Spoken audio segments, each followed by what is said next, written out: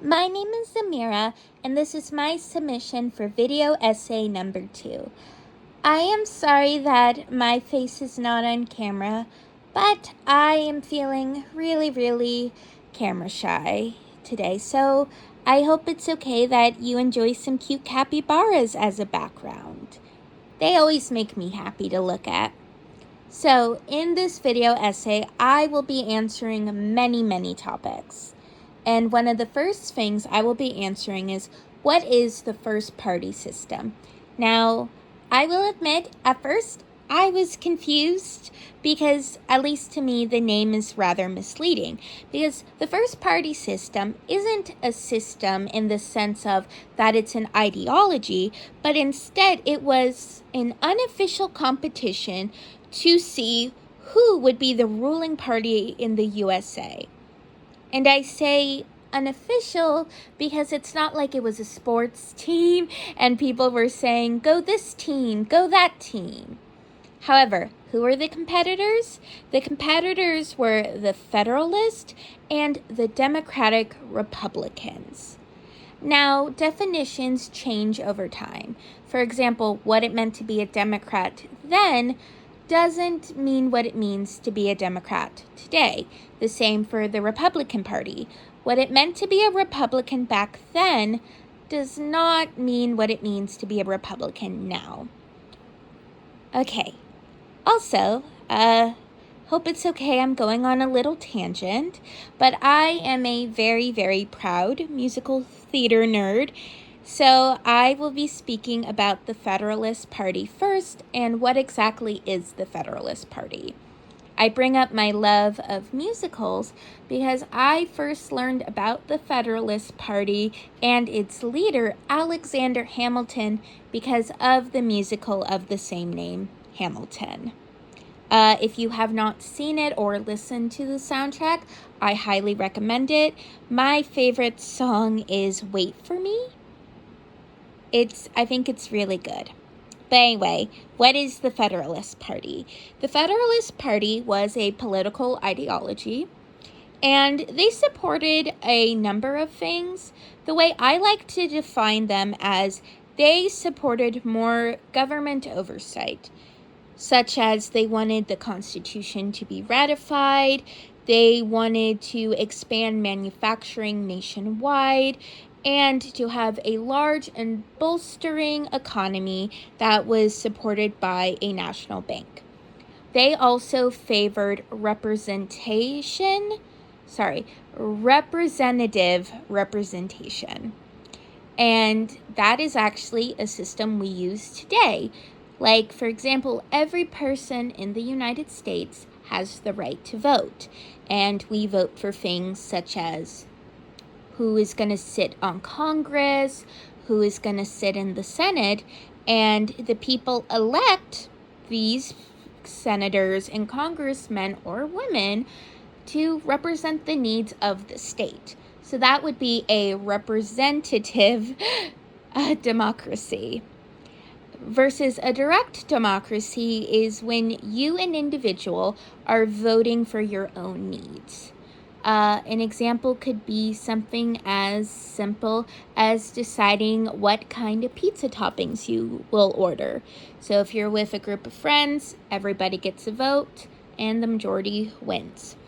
So that is the Federalist Party, and once again, their leader is Alexander Hamilton.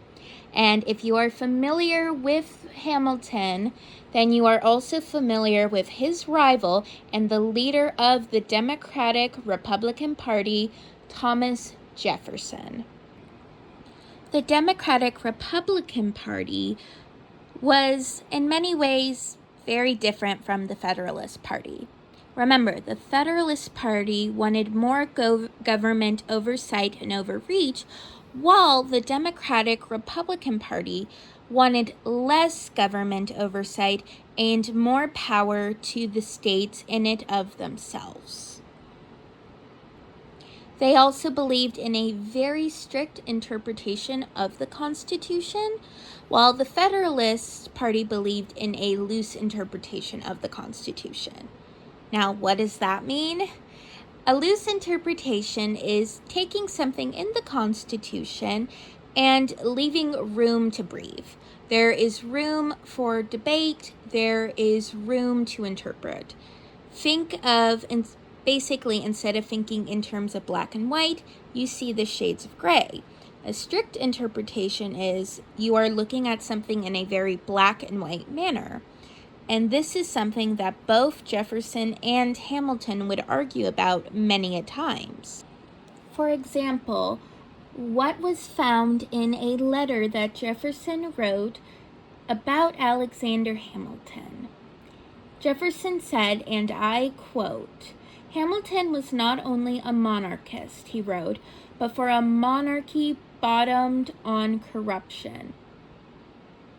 It was Hamilton's corruption defined by Jefferson as his ability to sway Congress to his will that most disturbed Jefferson.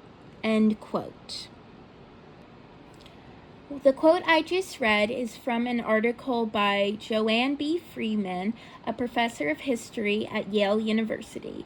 The title of the article is "Jefferson and Hamilton, Political Rivals in Washington's Cabinet." So, the quote I read to you was a letter that Thomas Jefferson wrote complaining about Alexander Hamilton. And look, we all have those people we complain about, especially certain coworkers. So, even though Jefferson was calling Hamilton a monarchist, he didn't mean it in a literal sense of Hamilton wanted to be king. However, it was meant as a great insult because, well, America just won and fought for independence to be away from a king. Once again, what I believe Jefferson's fear truly was is in the idea of if the government had too much power, it could easily fall back into corruption, the same as it did with the monarchy, which I believe that is why the Democratic Republican Party wanted more states' rights, basically so it could curb the government if they did reach too far and infringe on the rights of the people. So, I would like to take a pause here and do a little recap because I have covered a lot of information. So, to recap, I explained what the first party system was. I explained what the Federalist Party was, what the Democratic Republican Party was, and who were their leaders. Again, the Federalist Party's leader was Alexander Hamilton, and the Democratic Republicans' leader was Thomas Jefferson. I have also shared their visions for the country, and when I say their visions for the country, that really goes back to what the party wanted. Basically, you practice what you preach. The ideals and goals of the party can be interpreted as what were their visions. Now, let's talk about something that I think everybody is going to enjoy talking about. And what did they fight over? In simplest terms, money. While, of course, saying that one of what they truly fought over was money is not everything they fought for, but it was one of their many, many, many fights. Fun fact, George Washington wrote separate letters to both Thomas Jefferson and Alexander Hamilton, pleading for them to get along for not only their own sakes, but for the sake of the country. And that is once again from module reading Jefferson and Hamilton, Political Rivals in Washington's Cabinet by Joanne B. Freeman. But on to the money issue. As I stated before, the Democratic Republican Party did not want government oversight. Well, they did, but not to the degree the Federalist Party wanted, meaning that they wanted the states to have more rights and more power simply because they were afraid of having too much power would lead to corruption, and that corruption would lead to the situation that they just escaped from, another corrupt government and another dictatorship. Alexander Hamilton, on the other hand, did not view it that way. He viewed expanding manufacturing nationwide to not only bolster the country, but to help his citizens. He spoke of many benefits to manufacturing, and some of them were, beginning quote, additional employment to classes of the community not ordinarily engaged in the business, end quote. The business meaning the business of manufacturing and sort of labor-based work as well as factory work. Another benefit was, beginning quote, the promoting of emigration from foreign countries. Those are just some of the benefits that Alexander Hamilton believed expanding manufacturing to a nationwide scale would do. However, I do ask that you forgive me because I forgot to name the source of the quotes I gave for Alexander Hamilton's benefits of manufacturing, and it comes from the primary source document, Alexander Hamilton's final version of the report on the subject of manufacturers. It was written December 5th, 1791. So, as I stated before, I covered a lot of information. I also experimented for this video of not using a strict script. I still had a script to give my definitions and also my quotes, of course, but it wasn't exactly planned and timed to the minute.